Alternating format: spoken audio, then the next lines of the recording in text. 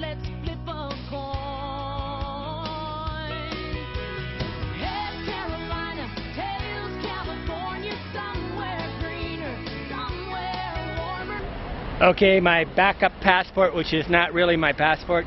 A lot of places when you change money or when you buy a ticket, they'll want your passport. Well, I don't carry my passport with me all the time, but I do carry this little plastic card I made in Staples. I reduced it and had it made into a little plastic. And I just went into Euroline. She asked for my passport. I said, here's my passport.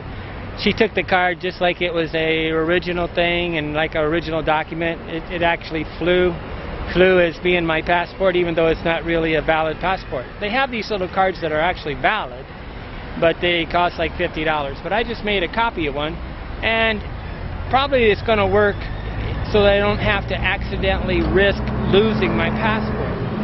I mean, there's things that I don't want on me all the time. I actually feel safer with things in the hostel, in the locker, locked away, than carrying it around with me. But I always have this with me just because if I got hit and I was in a car accident or something, somebody could figure out who I was.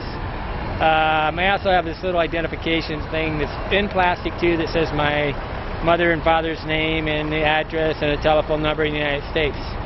There's also identification. When you got in your passport, make sure you fill out the second or third page, which has got your information in it, because that information is, again, how to contact your relatives and stuff. It'll just speed up things, make it a little better. And if it changes, then you need to update that, because your passport information is online, and they can access it, the embassy can, but if it's out of date, it's out of date. So you really need to keep updating that page, even if you have to stick it, add a piece of paper and tape it in there.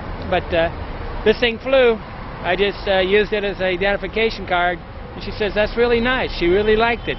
I'm buying a Eurolines ticket in Skopje, Montenegro, going to Sofia, Bulgaria. It's about a 5-hour trip. But you really don't want to carry your passport with you all the time. It's just risking losing it. I keep it in my travel pants all the time. I have one pair of designated pants that I only use for travel.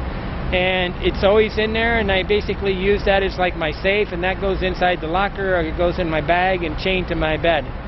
But losing stuff is much more of a risk, really, than stealing stuff.